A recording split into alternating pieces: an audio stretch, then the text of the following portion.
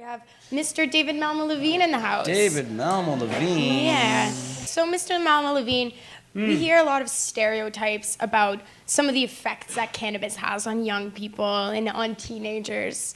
And I know through your research that you did for the wonderful book that you wrote. If you go to the Google and you type in, does cannabis inherently harm the developing minds of young people?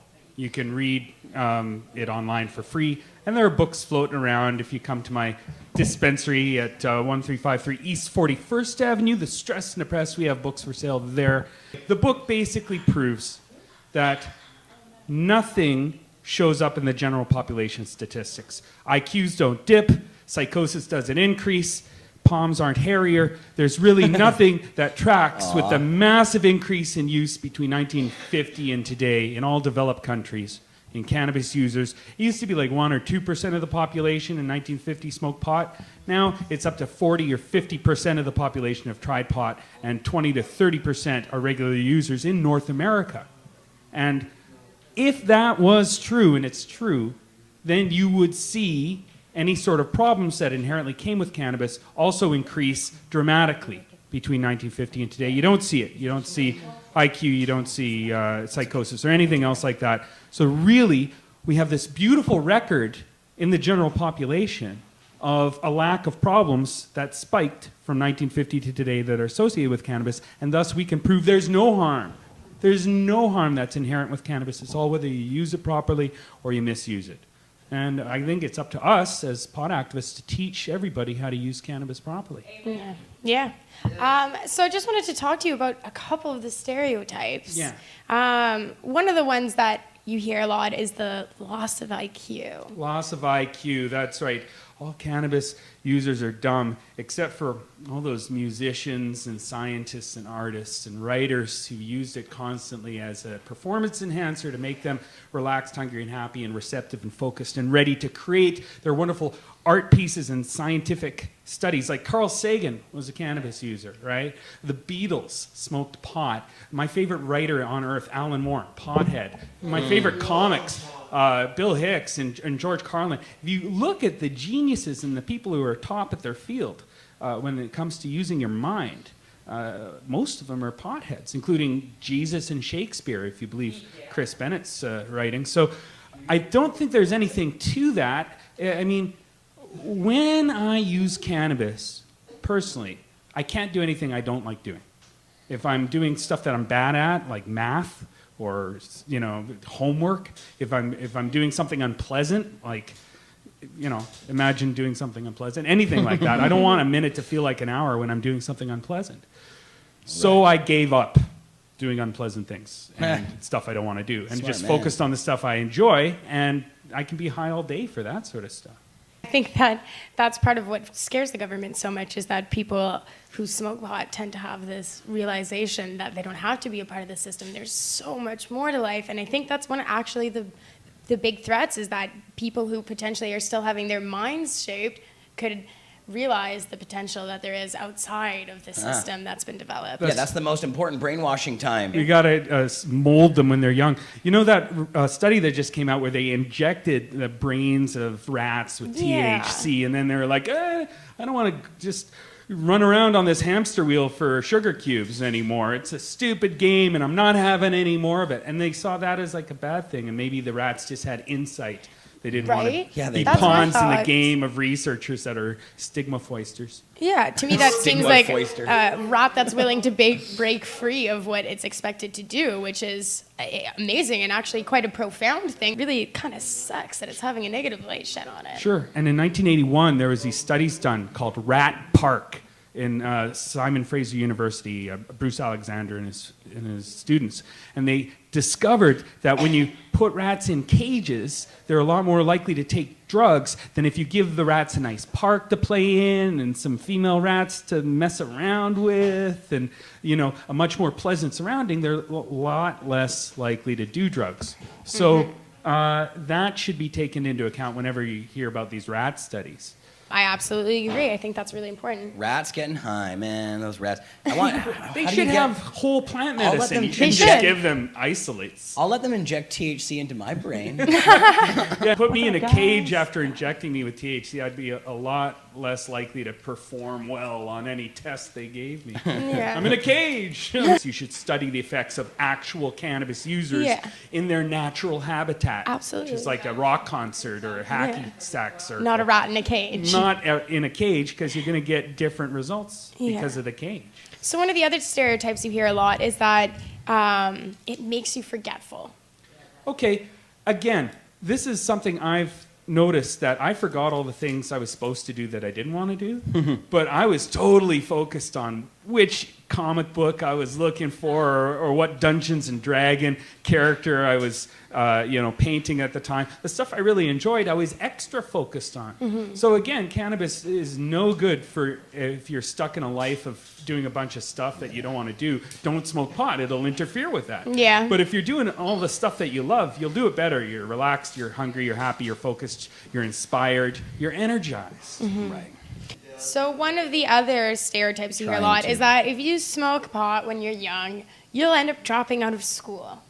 Yeah, won't well, get an you might get education. kicked out of school. Like a lot of people got kicked out of school for smoking or dealing pot.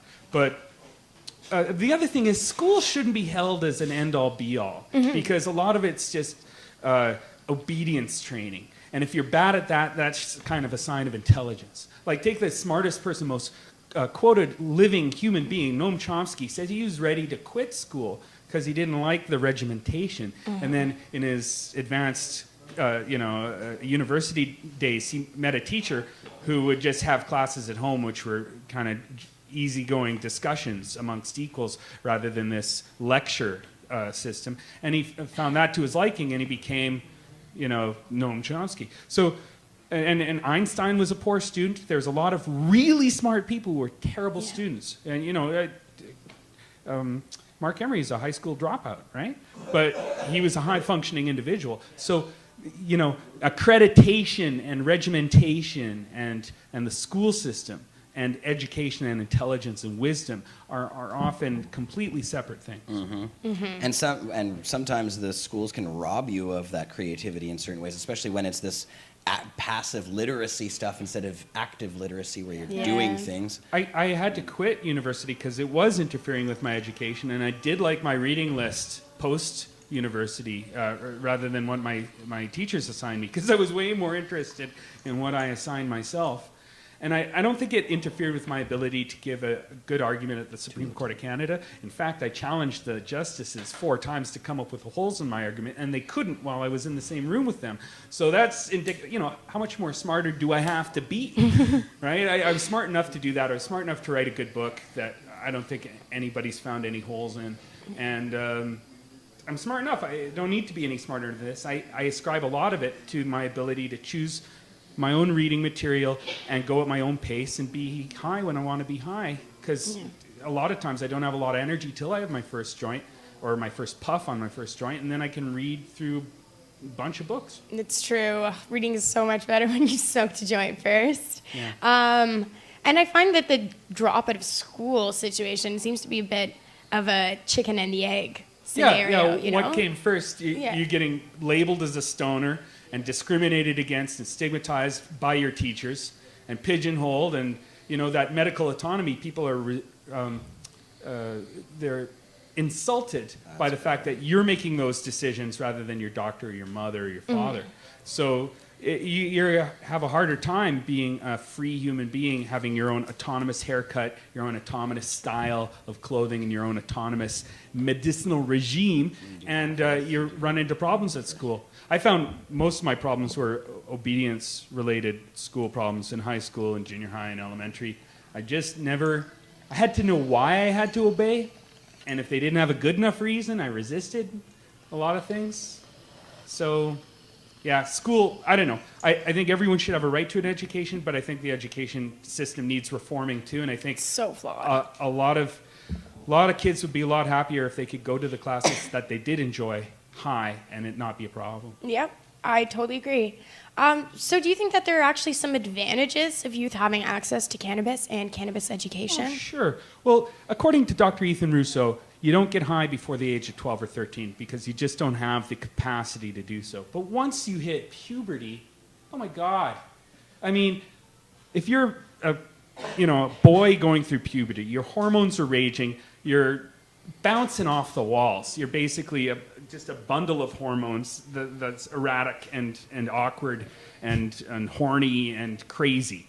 And pot is the best medicine for that because it relaxes you and you can chill out and just listen to the teacher. Yeah. And do what you're supposed to do. Maybe and if you have no social graces, which most young men don't have, you're not going to have a girlfriend. You're going to need a girlfriend and not have a girlfriend for a certain number of years. And pot is a great relaxant and antidepressant for that too. And if you have thumbs on your neck, like the teachers and your parents and everyone's telling you what to do and you have no freedom and no control over your own life, something to mellow you out is just the thing. So cannabis is a great medicine for young people, which is why young people use it more than anyone else. In any other age group, you have the highest levels of the amount of users in the, I guess, 15 to 21. That's like the peak ages that you use cannabis, and then it tapers off as you get older. You don't need as much, and sometimes you quit or switch to other drugs. So rumor has it Justin Trudeau is to set the age of access to legal cannabis at 24. Why do you think he's trying to set the age so much higher than the needed age to legally purchase alcohol or tobacco? Well, Who made that this rumor? goes back to this whole mythology that cannabis is inherently harmful to the developing minds of young people. And it goes back to a lot of in THC injection in rats tests. I collected 24 different studies on cannabis in the young in my book, which you have a link to provided in the chat box. And if you go through all those studies, they really they don't differentiate between use and abuse. They don't weigh the problems that come with cannabis abuse and the problems that come with cannabis prohibition. They don't acknowledge there's a difference in strain selection or in the dose doesn't matter. They really don't look at it realistically, and you have skewed results from researcher bias. But the ones that do look at it realistically by looking at the general population stats, you actually see human beings are getting smarter. It's called the Flynn effect. You can Google this. And the Flynn effect is they have to adjust the IQ tests every year to account for the fact that humans are getting smarter. Maybe pot has something to do with it, maybe it doesn't, but you can't blame pot on cannabis making you dumber. So I think instead of 24, at the very least, we should go with the Senate report's recommendations of 16. Eventually, we should come around to realizing that when kids start using cannabis, when they hit puberty, is when we should allow them to have safe access, a safe point of sale, quality control, bring them out of the black market. When they start getting interested on their own is when they should be allowed to buy. I just had one other question I wanted to ask she's you. rolling one up. What are some disadvantages you could foresee with these age limits in place, if that's what goes through?